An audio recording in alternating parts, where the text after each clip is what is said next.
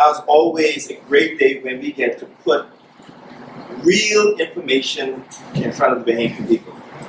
And today, as you will see, we have started the process of being able to show the people what they can expect when the DNA becomes the next government of the Bahamas. Not just in talk like other people do, but in actual deeds. And this continues, today continues what we've done in terms of our right to information. We showed people exactly how we intend to make government accountable and transparent. And today, we want to talk about public service reform. Before I turn it over to the chairman of our committee, public service reform, everyone knows, is a critical need in our country. And it's been something that has been, most governments have not made wholesale reform to the public service in a very long time.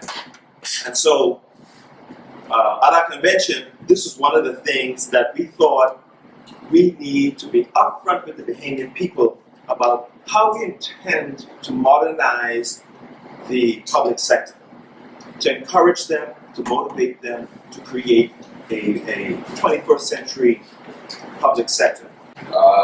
It is without question that a fully functioning, organized, progressive, and rewarding career should be afforded to every citizen of the Commonwealth of the Bahamas. This most certainly includes persons that are employed with the public service, because their efforts on behalf of us as citizens, and the majority of us, really and truly, are vital to our country's growth and is vital to our stability and well-being. We in the DNA wish to first and foremost say thank you to the hard-working people that make up the public service.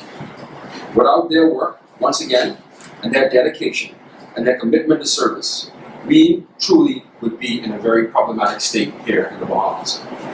It is with this in mind that we in the DNA proceed vigorously with regard to ensuring your work, your livelihood, your efforts are being done in the most comfortable, efficient, reasoned, well-planned, safe, and least intrusive manner as possible. As policymakers and government in waiting, we owe you our best efforts and ensuring you that we see clearly what the future holds for you. Most definitely, the DNA government seeks to assist you in doing your work. The DNA has embarked on what we call this program for public services reassurance. This program for public services reassurance seeks to alleviate some of the vexing problems that have been causing some of the most pain and hardships, as well as some of the confusion and consternation in our public services. This white paper that we drafted back in July of 2016 has been circulated widely amongst our group and amongst our people, and most importantly, we've gotten feedback from this, and we feel very, very comfortable that these, our best efforts, are being reflected in this paper, and most importantly, when we get more feedback from the public, we will ensure that more of your feedback and your information is presented as we move forward with this draft policy. The program for public services reassurance goes into familiar detail of the problems that hamper the public service performance. For example, 1, we deal with the functioning of the Public Service Commission. 2, we address the general orders and the need to amend and change that. 3, we talk about boosting productivity, tracking and promoting top performance. We talk about revisiting and revising the compensation structure for civil servants. 5, we talk about increasing facilities for professional hurt counseling. 6, we talk about enhancing the public sector and private sector interface.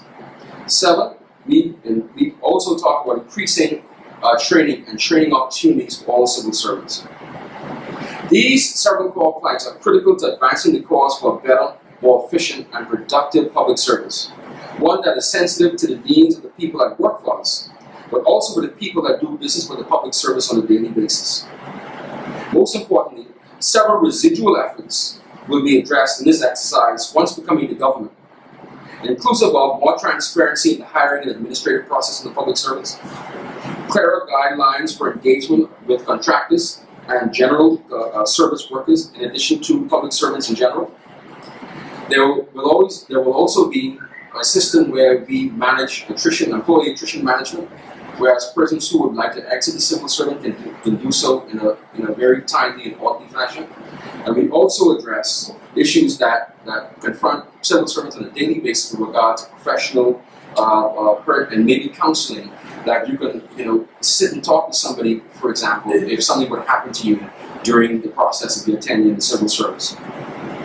With these, our best efforts, we commend our committee members once again. We commend the leadership of the DNA for giving us the opportunity to present this work on our behalf, and we present to you, the general public, our best efforts moving forward. And hopefully, we can have a sensible, sound, crafted policy that addresses the concerns that have been plaguing civil servants for so long. I thank you very much.